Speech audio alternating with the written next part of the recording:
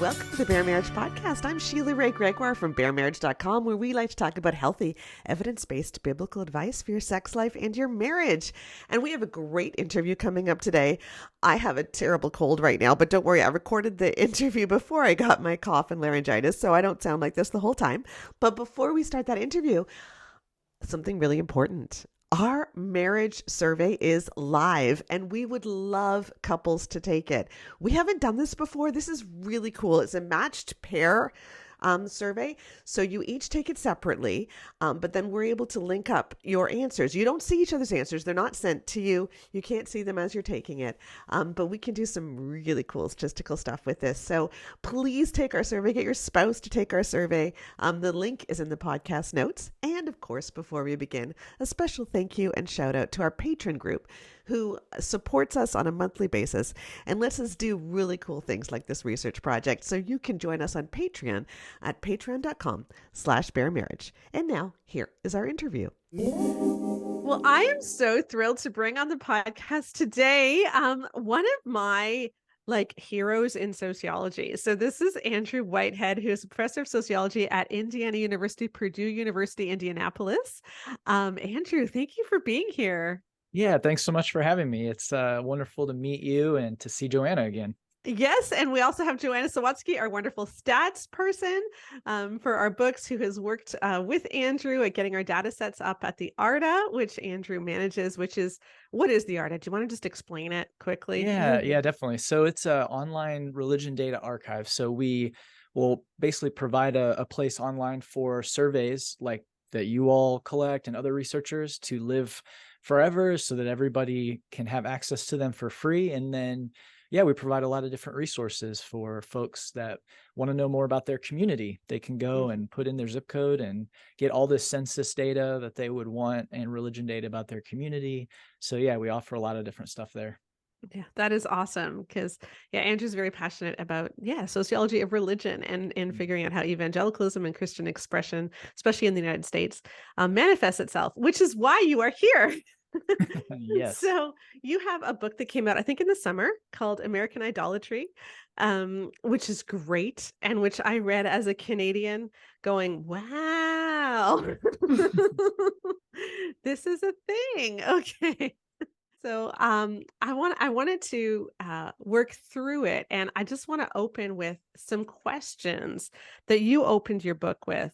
And you said, a lot of people in their Christian journeys in the US right now are asking questions like, if our nation was built on Christian principles, why did our forebears treat Native Americans so viciously?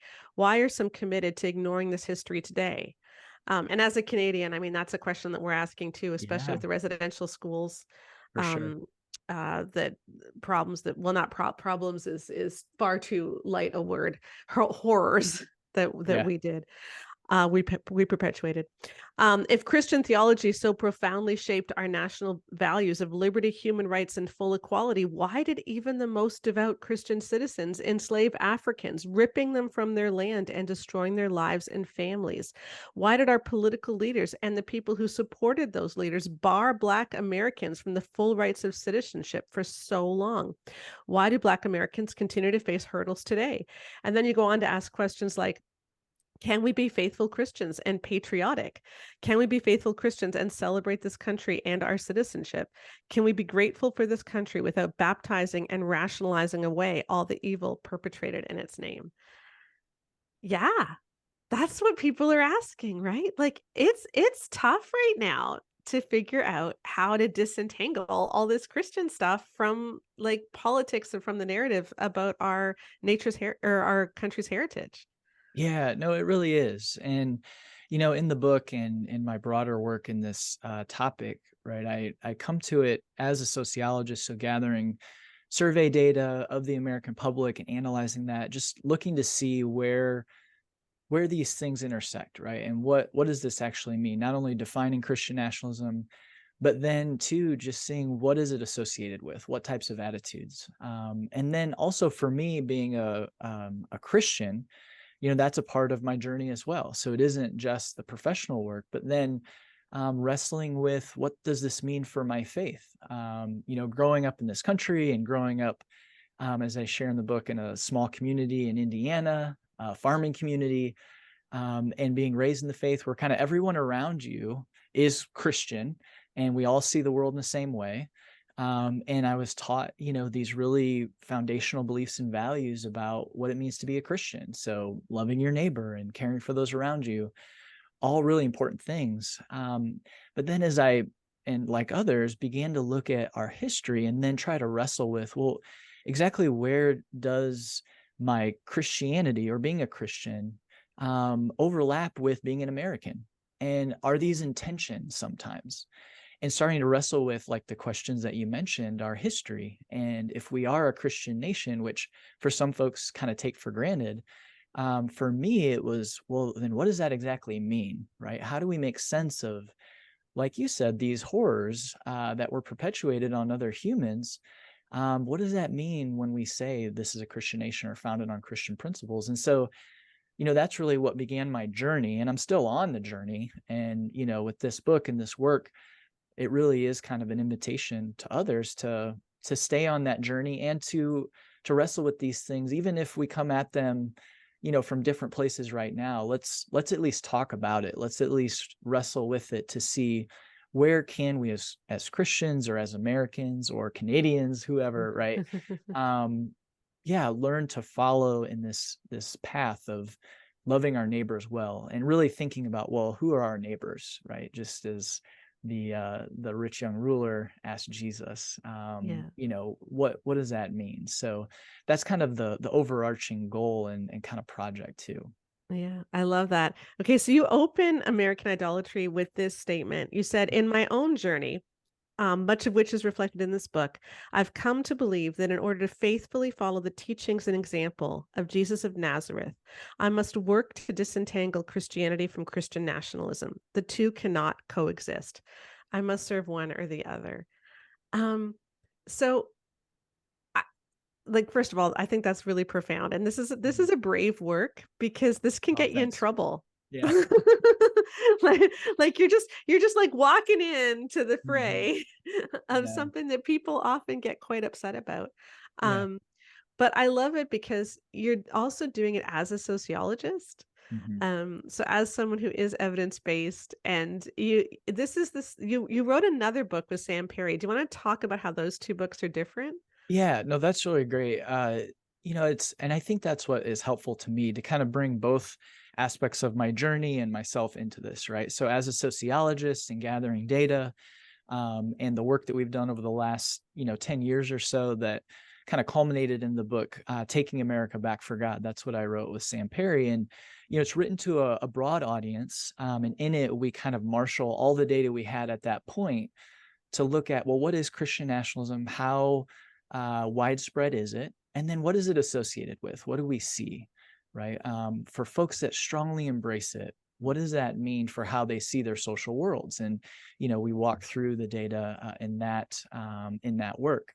And then what I found is, as we did that, and what I appreciate about your work, for both of you, and with Becca too, and the Great Sex Rescue, and other work that you're doing and ongoing with, is gathering data, and for the people that interact with your work, kind of coming to it and understanding the power of data, right? So when Mhm. we do these surveys and we can use gold standard measures and questions and really start to get under the hood, not just of what we think is going on, but actually have evidence.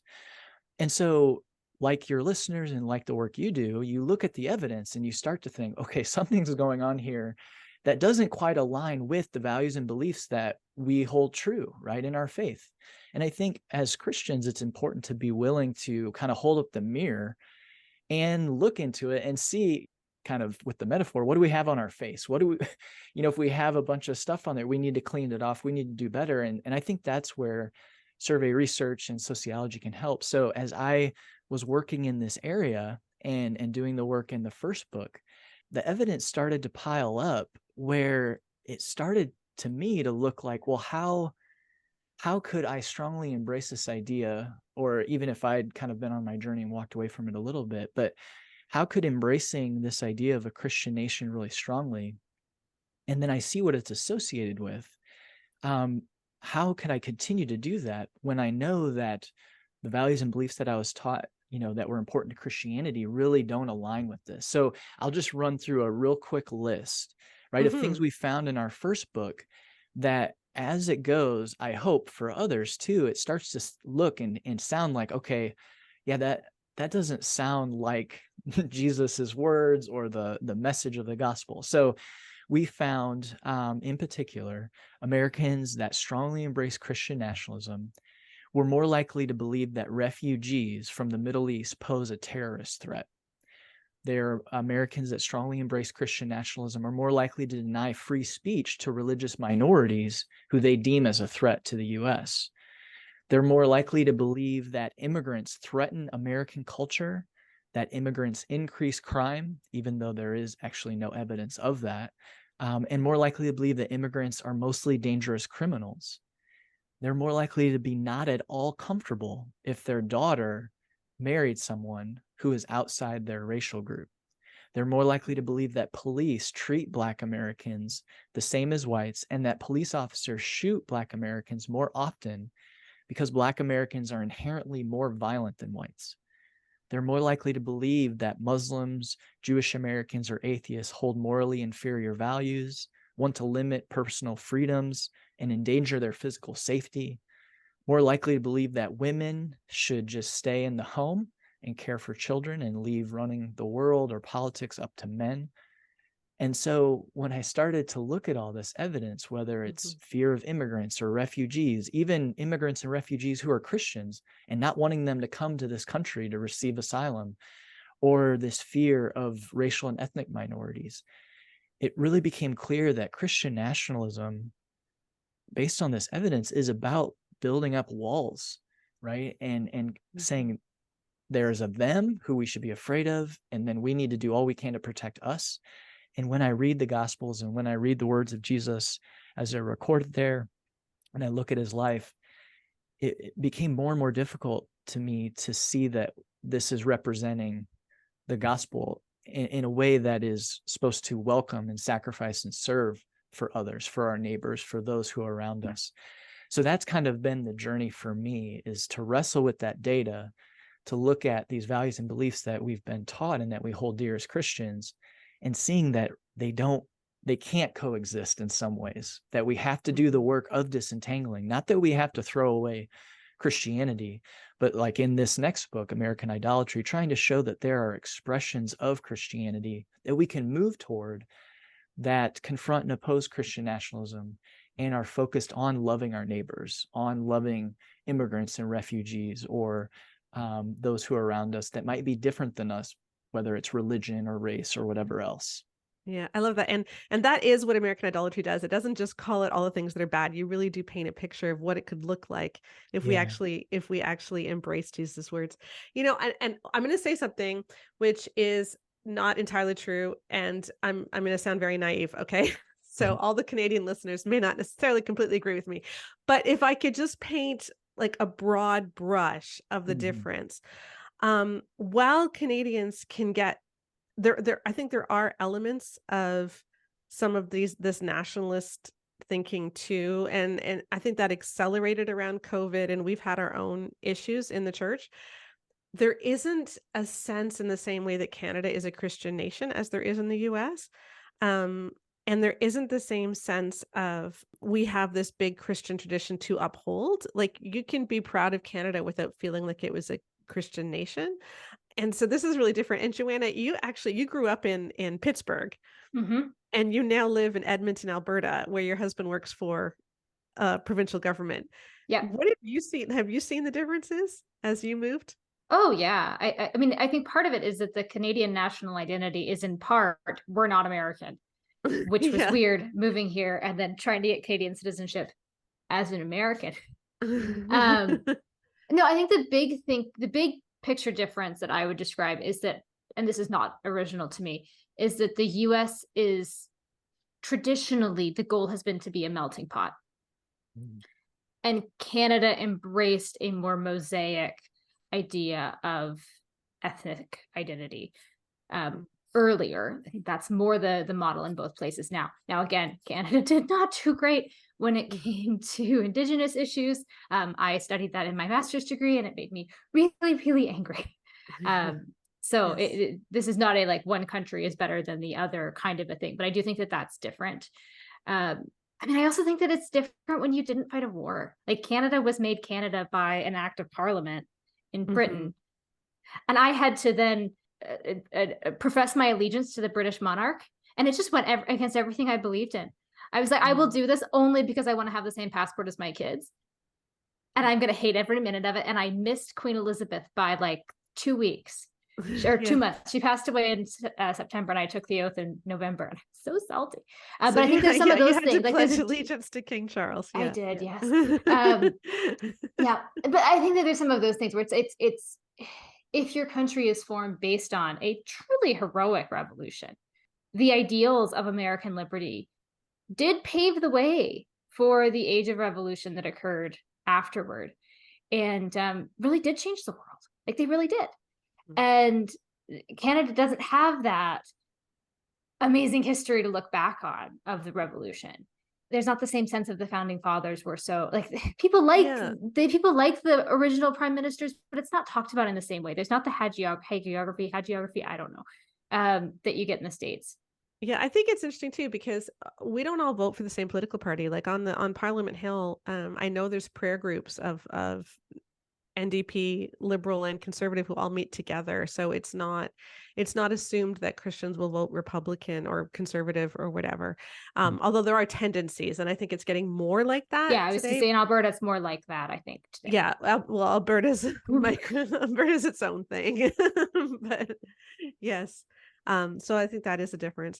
But one of the things you talk about is just how you see the gospel, or how the gospel has changed depending on what group you're in. And Andrew, you're right that for a lot of white American Christians, especially, thinking that as long as we believe the correct theological claims and encourage others to embrace those theological claims as well, that we are doing all that we need to do. Like that's how we spread the gospel, is about theological claims, and it's not about anything to do with community. That's like a really small version of the gospel.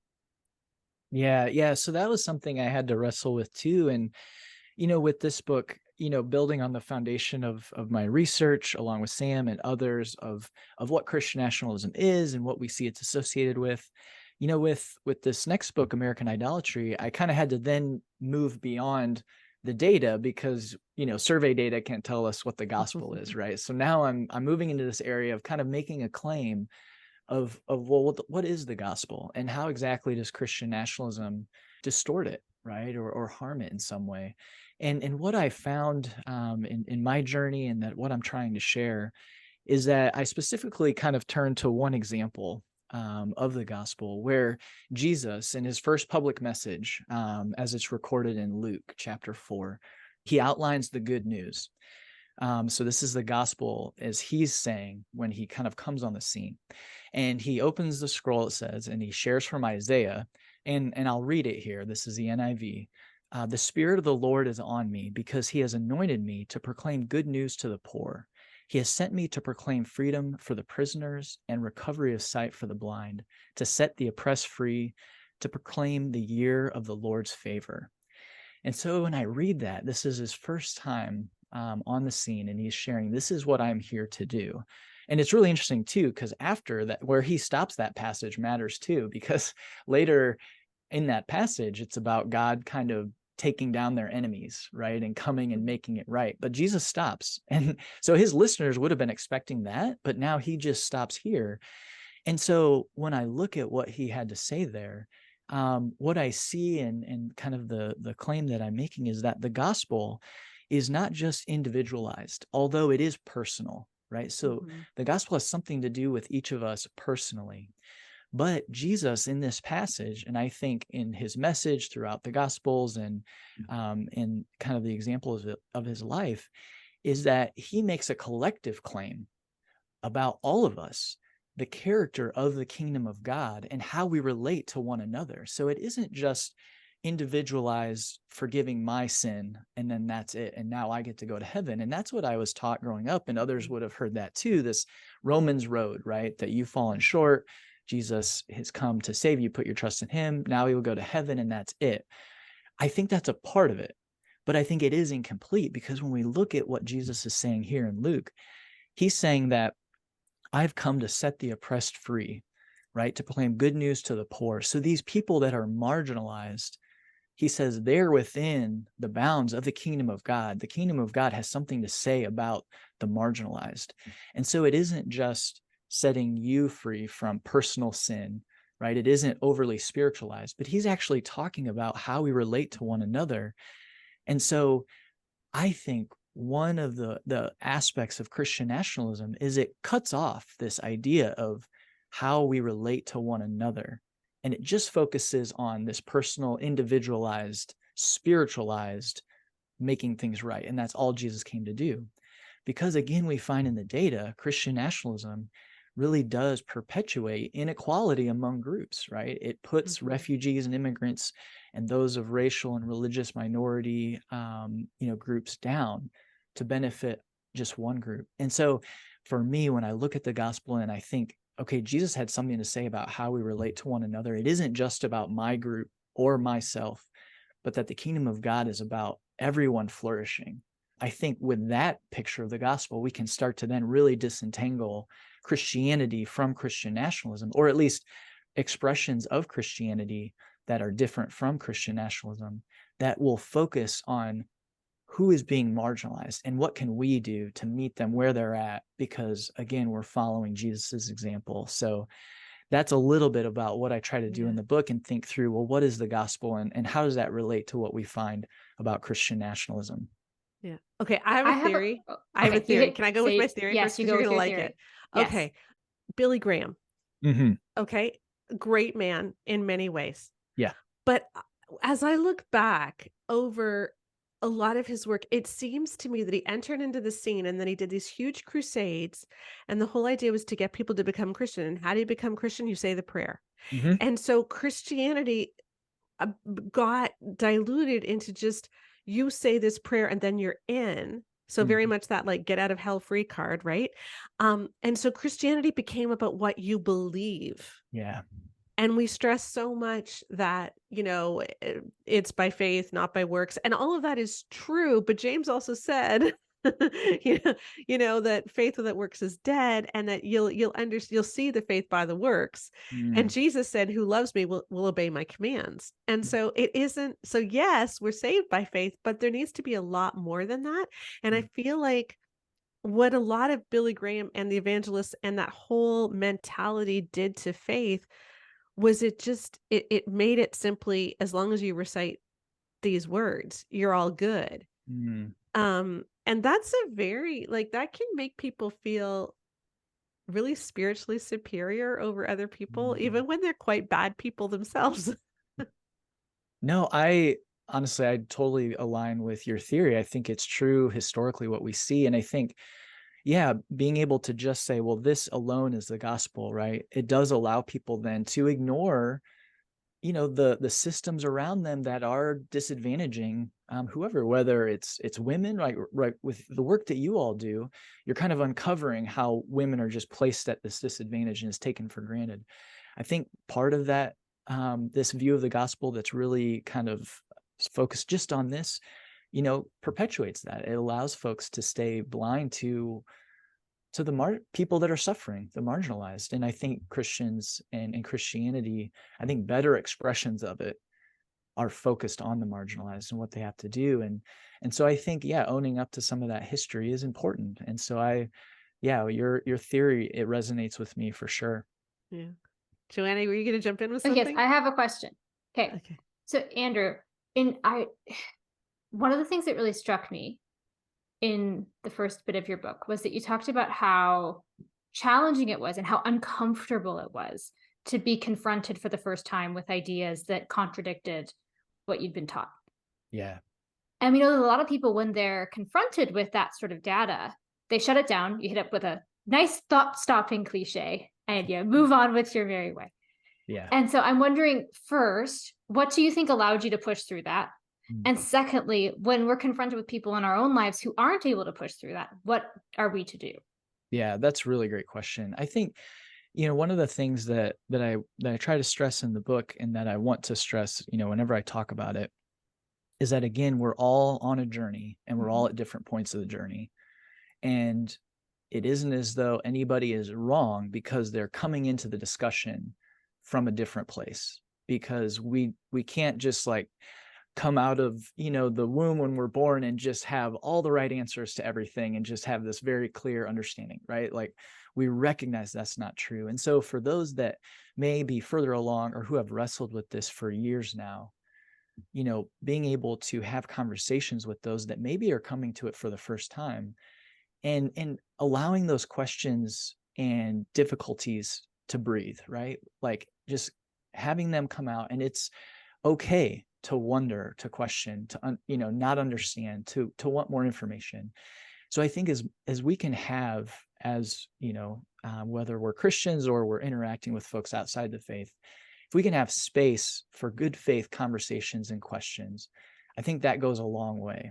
And so I think for my own journey, what was most impactful, and I kind of share some of this in the book, is those moments when people that I trusted and I knew cared for me raised questions about how I was looking at the world that didn't necessarily just give me an answer like, Andrew, you should believe this way because look how wrong you are. More so, it was, well, just think of the implications, of this view. What might the implications be of, so in youth group, youth pastor who I trusted and cared for said, what does it mean if, as Americans, we just support America going to war no matter what, and we're supposed to go and kill folks on the other side who may be Christians like us, or even just killing other human beings? Like, shouldn't there be some dissonance for us as Christians? And for me in high school, and I look, you could look back now and think, oh, it's kind of naive, but I want to have kind of grace for that person right in that moment, because this was the first time he had wrestled with that.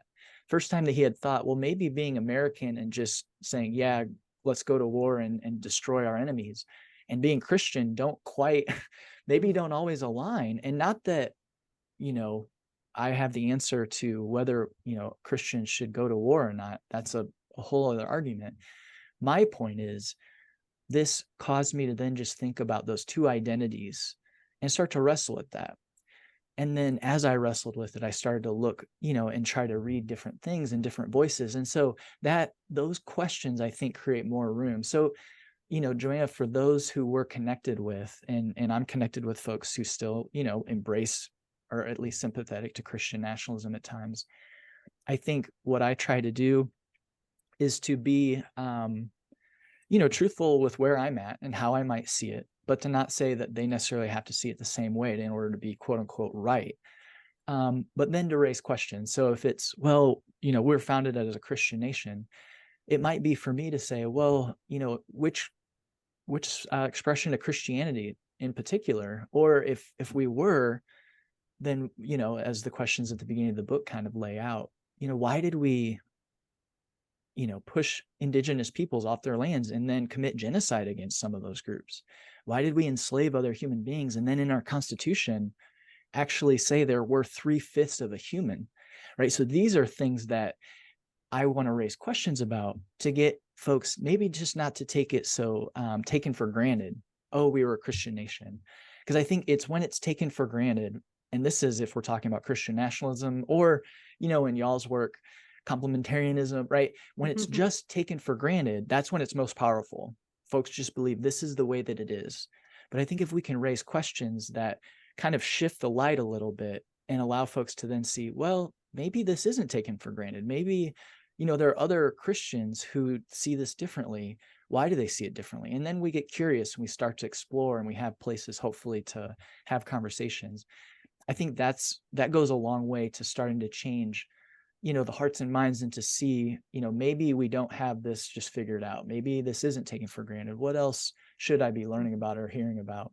And so I think that's kind of how I see my journey, and the way that I, hope to encourage others to continue on their journey wherever they find themselves. Right. I love that. Because I think what you're basically saying is like Christian and American are not synonyms. We just Well, need to put some and- space between them. And it's okay to be yeah. really happy that you're an American. Mhm. There's a lot of great things about being American, but being Christian is like the ultimate, right? Like that's your main identity, and we have to Yeah. see everything through that lens. Yeah. And they're Well, not the same. yeah, and I like how, we chuckle when we say that being American and being Christian isn't one and the same, because it seems kind of obvious. But then for me, at one point in my life, I just hadn't ever thought of that, right? Yeah. That these things aren't coterminous or the same thing.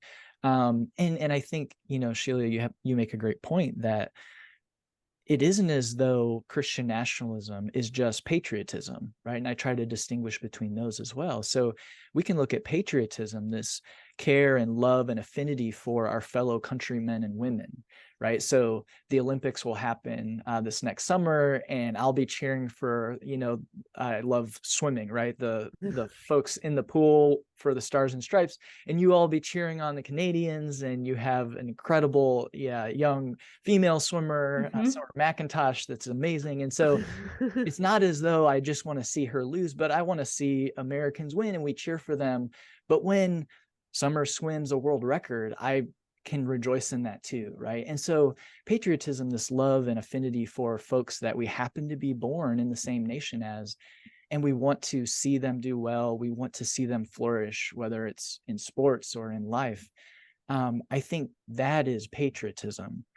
But it's not to the detriment of our neighbors to the north, right? We don't have to just see them lose. That this isn't a zero-sum game. And so I think that part of it, that's what distinguishes it from Christian nationalism, because Christian nationalism wants to keep all the benefits to the small group of us, even against folks that were neighbors in our own country and especially other countries. And I think that's where it becomes harmful. And so patriotism too, as you kind of mentioned, is not ignoring the difficult parts. We can't just wish that stuff away, because we love people like, my spouse, she loves me because she'll tell me the truth, right? If I'm doing something wrong, she's going to tell me you're going the wrong way. And so if we cared about our country, wouldn't we also look at the hard parts and wrestle with that to find a better way forward? And so I think, patriotism should have both those, love and care for others, but not at the detriment of other groups. And then two, let's look at the hard parts so that we can live into what we hope and value is a place where folks are free and enjoy liberty and justice for all. Right. As you were talking about Christian nationalism, you were talking about the three big pillars that sort of support Christian nationalism, the idea of hypervigilance, you're always under attack, us versus them. What was the other one? Fear or?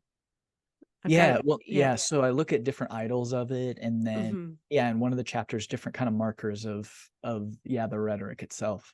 Yeah, one of the things I found so funny is you were talking about like this feeling like hypervigilance. We're always under attack. We always have to be on. We always have to be, because the world is bad and it is trying to impinge on Christians. And you have these series of quotes from James Dobson of what he said at every presidential election over the last 20 years.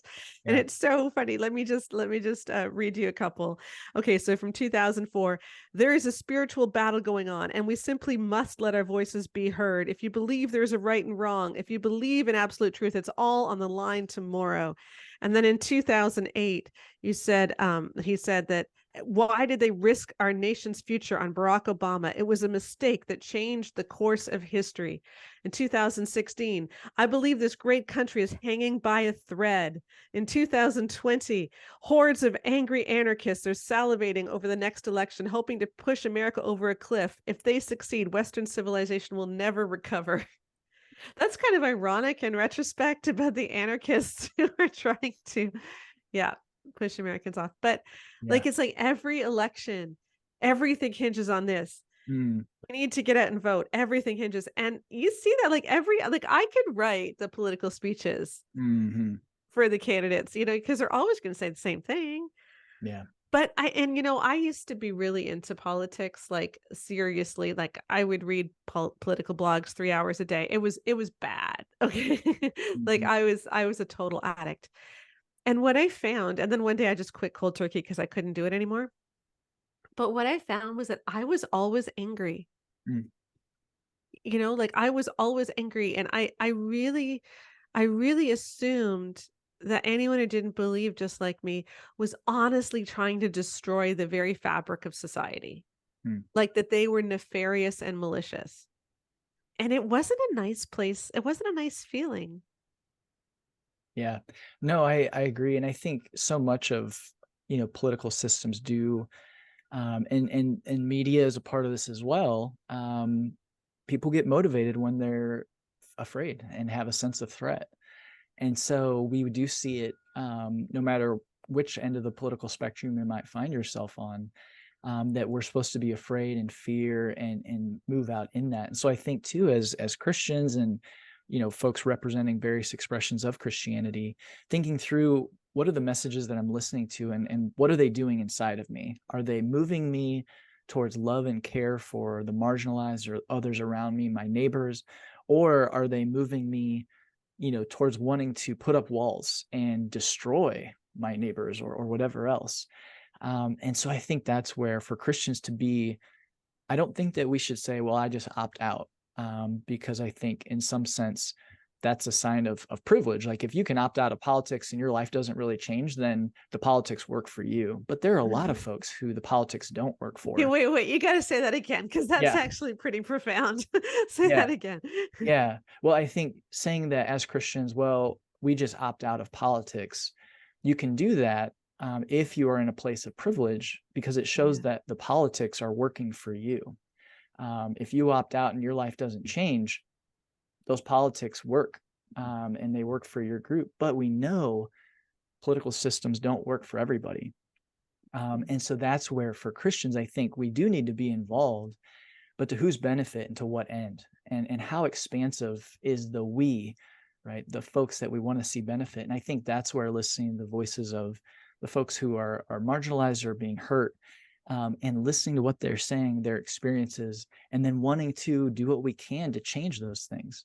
Whether for me as like a man in Christian spaces, hearing the experiences of women, right, that you all elevate, right? So I read your book, the Great Sex Rescue, and it's really challenging, revolutionary, because I'm hearing these voices. Not that I haven't read books like that or heard it before, but again, hearing those voices. So for me, then I can't just be like, well, I don't want to get too involved, because I can do that and it all works for me, right? In a complementarian space, I'm good. Like Yeah. it doesn't harm me at all.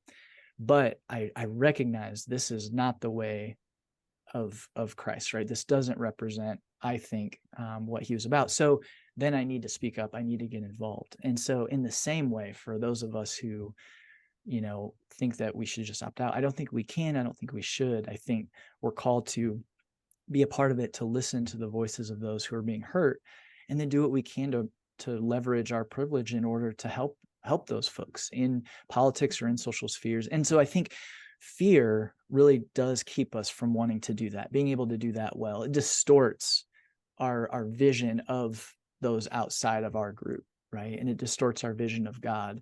And that's why I call fear an idol in this book, is that it really does distort how well we're seeing those around us, and then how to act in love toward them. Whether for me, if I'm more politically or religiously progressive, for those that may see the world differently, how can I act in love toward them? Or if we're more conservative, how can we act in love toward those who are different? And Christian nationalism, I think, really is focused on fear and building up those dividing walls. Yeah, because when you see the world as us versus them, and you see that they are attacking me, then if you attack them, it's justified. Mm-hmm. If you deny them rights, it's justified because they're bad people. Right. So if they, if you want to elevate, your rights to determine what morality is, that's okay because you're right, but they're bad, and so their ability to change anything needs to be taken away because we can't trust them. And so it's actually quite anti-democratic. Yeah, no, you're right on, and that's a lot of the work too that we've been involved in, and that I'm have in the book, but then do more broadly. Is it really is anti-democratic to where we want to limit who has, like, voting is not seen as a right of every citizen, but as a privilege, and privileges can be taken away from those who aren't worthy. But with Christian nationalism, it has a very particular vision of who's worthy. It's folks that align with these very particular elements of it, and everyone else. And a lot of times this falls on ethno-racial lines, on those who maybe weren't necessarily born here, right? They can't participate. They can't benefit from society. Or you know what's so bizarre? The repeal the 19th Amendment movement that's starting. It's all Mm, over social media, to take away women's right to vote because women tend to vote Democratic. yeah, And there's so much of that that's come up in the last 2 years. It's like, are you nuts? But it's yeah, it's really scary. yeah. Okay, to get one of the other things that I find with the Christian nationalist movement is that, well, you take that passage from Luke 4 that you read, right? Mhm. When I read that, when I was more in an evangelical church, it was explained to me that the way you set the captives free is you tell them about Jesus dying on the cross for them. Yes. And the way that you preach good news to the poor is that in heaven you will, it won't Mhm. be like this. And so it is all spiritualized. And I'm going to read a longer quote because I thought this was so interesting.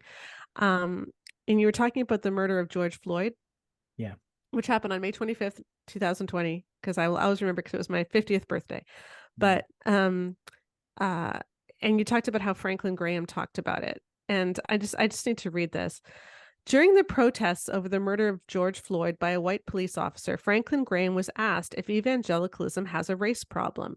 Graham said no. He went on to say, when we get to heaven, a white-skinned person like myself is going to probably be in the minority, but we're going to be there to worship the King of Kings, and our skin color is just so many cells thick. Graham's remark echoed those of his father. During the civil rights movement, when asked about addressing the country's racial inequalities, Billy Graham said, only when Christ comes again will little white children of Alabama walk hand in hand with little black children. Turning conversations from this life to the next is common among white Christians faced with uncomfortable racial and social realities. Rather than confront and rectify racial inequality here on earth, both Billy Graham and Franklin Graham pointed to the life to come, where one group will not be lifted above another. I think this is okay, Joanna, you're the one who introduced me to this phrase, but isn't this kind of spiritual bypassing? Kind of, yeah, because essentially you're saying I cannot deal with this reality because I can pass the buck to the world beyond, which I have no ability to control, right? You can control what happens today a little bit with your vote, with where you spend your time, how you spend your money. You can't, heaven's heaven, you're not in charge.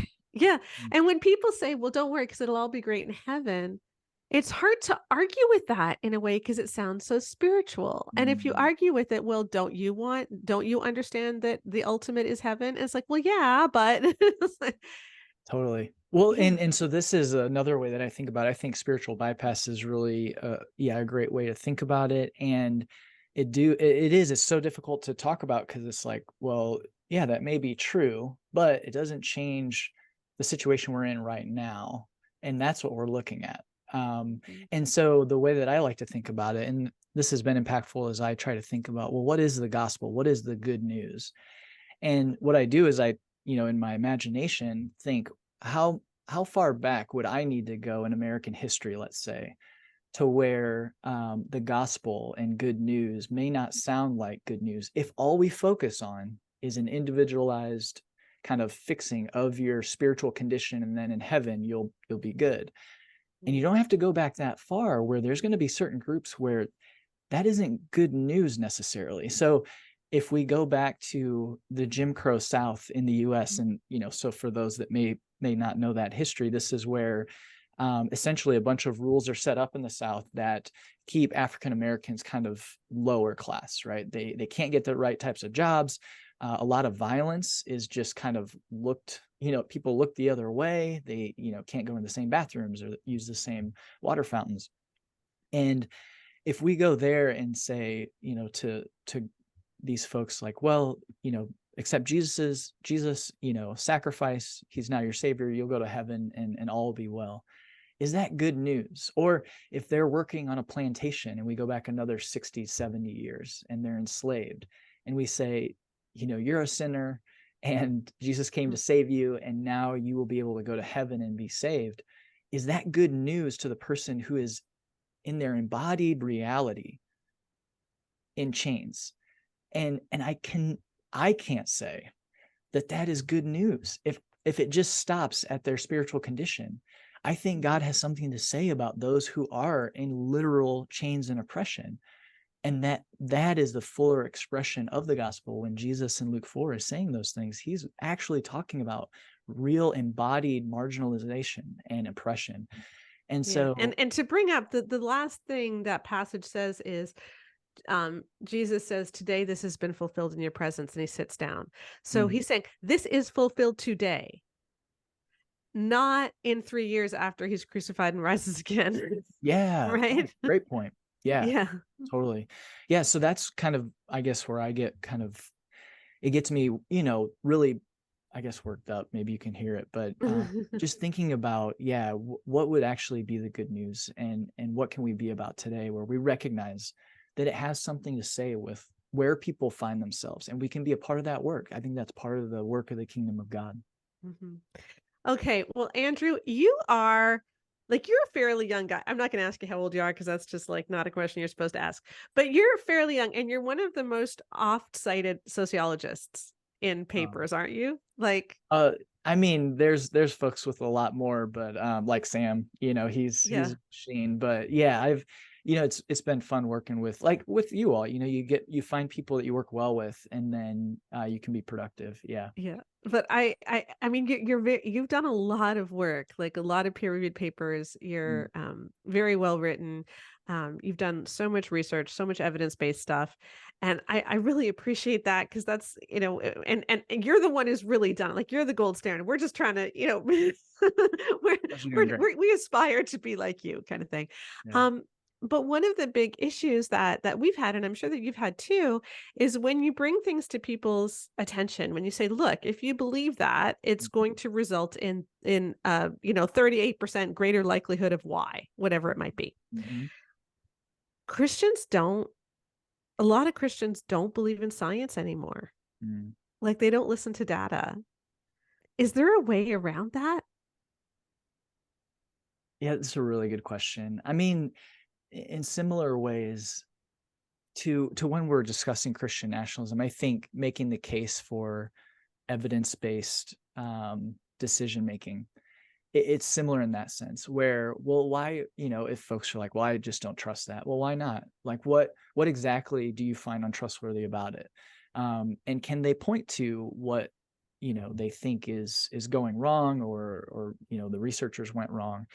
And I think this is where then, for me, an academic, and part of that is teaching, then being able to say, well, when researchers gather their data, and then we analyze it and then we publish it, what we do is lay all our cards out on the table, right? So I just gathered a survey a couple weeks ago. I know you all gather a lot of surveys.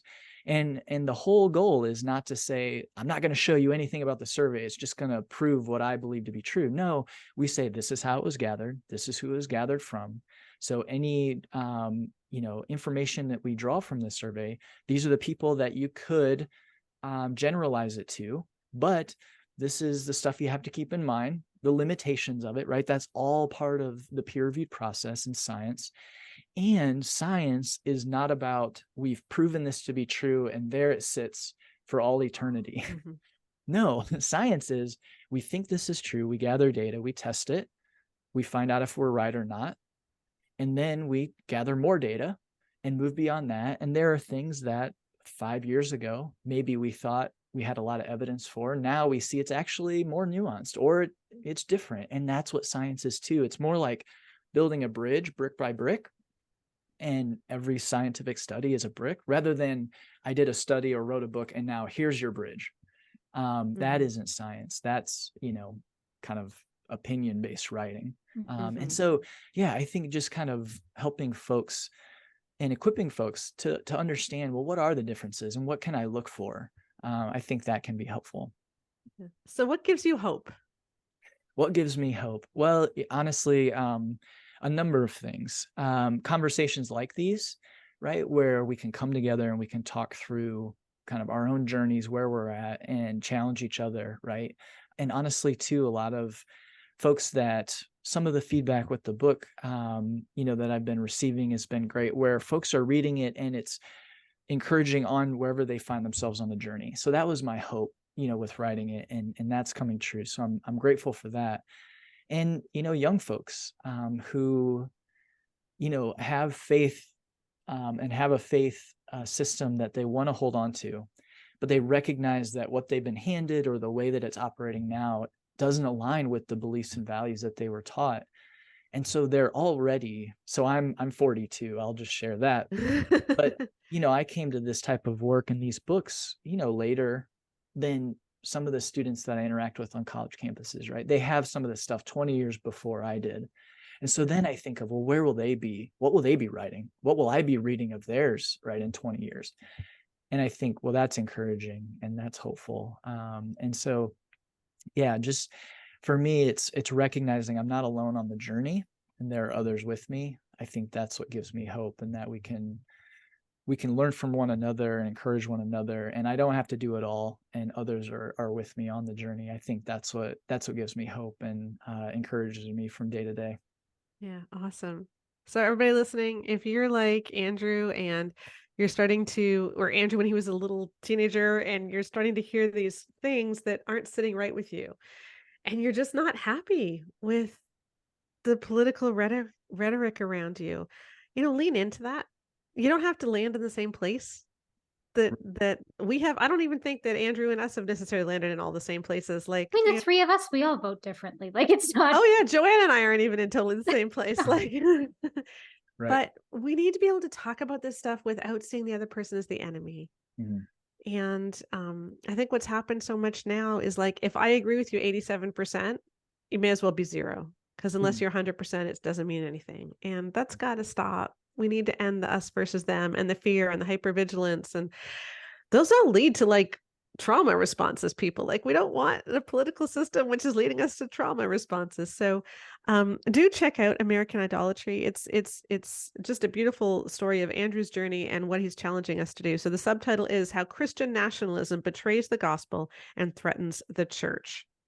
So we will have links to American Idolatry and to Andrew. Are you still on Twitter mostly, or have you taken the plunge to Threads? I am there. Okay. Use it mostly as a billboard, and yeah, trying to find exit strategies. One of those is I started a newsletter, a Substack newsletter. So Okay. andrewwhitehead.substack.com. So it's the title of the book is the title of the newsletter too, American Idolatry.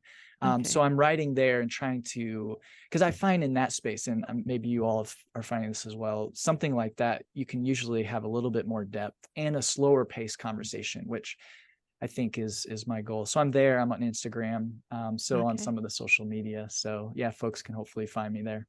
Okay, so we'll put a link to your Substack in the notes as well, where you can find Andrew. So thank you very much. I appreciate you being here. Yeah, thanks so much for the invitation. I appreciate the ongoing work that you all are doing. I so appreciate Andrew, and he really has been an inspiration for Joanna and me. He's such a great sociologist. I did sociology in my post-grad work, and he's so dedicated to good research and just to getting the word out there. So do pick up his book. And I would like to read another review for The Great Sex Rescue too, which came in. But before I do that, I feel like there's just something I want to say. I've been feeling badly about something I did last week on the podcast. I was reading some reviews, and I read a 1-star review, which was a very, very silly review, saying that our book was emotional and not based on research, when it obviously was. But I kind of made fun of the fact that the person didn't spell well. And, that's been kind of grating on me. I think I missed the mark on that one. And I want to apologize for that. That's not something that I should be making fun of. So the content of that review was definitely silly, saying that we were so emotional and there was no research. But the fact that the person didn't have good spelling really was not something that I should have been mocking. So I am sorry about that. I think I lost the plot there. But I would like to read another review that came in. This one's from Taya about the Great Sex Rescue. And she says, based on a rigorous study of 20,000 women, this book walks back toxic teachings from purity culture and beyond that unknowingly did some serious damage in my life and marriage. The authors put clear words to the horrible teachings on sex and marriage that are constantly being pushed in evangelicalism. They replace them with a healthy picture of sex that is mutual, intimate, and pleasurable for both. My mind was completely blown, and I finally felt seen after laboring under oppressive cultural norms and twisted teachings of the Bible for years. I love that she finally felt seen. And so I hope that that's what this podcast does for you, and what the Great Sex Rescue and She Deserves Better do for you. And for my American friends, this podcast is coming out a day early so that you can listen to it on Thanksgiving. I didn't want it to launch on Thanksgiving. So happy Thanksgiving to all of you. And to everyone who isn't in the US, just like me, I am currently in New Zealand, actually. I am recording this before I leave, but by the time this airs, I will be in New Zealand. I hope we all just have a great Thursday, even if it's not Thanksgiving, but we can be grateful too. And if you are in New Zealand or Australia, I will be doing some meetups with my husband, Keith. We'll be just heading to some cafes in Australia cafes in New Zealand and some churches in Australia. And all the details are on our Facebook page. So if you want to come in Christchurch, Wellington, Auckland, Melbourne, or Sydney, we will be there, and we would love to meet up with you. So head on over to our Facebook page and you can find out more. So happy Thanksgiving to everybody. Be grateful even if you're not an American, and we will see you again next week on the Bare Marriage Podcast.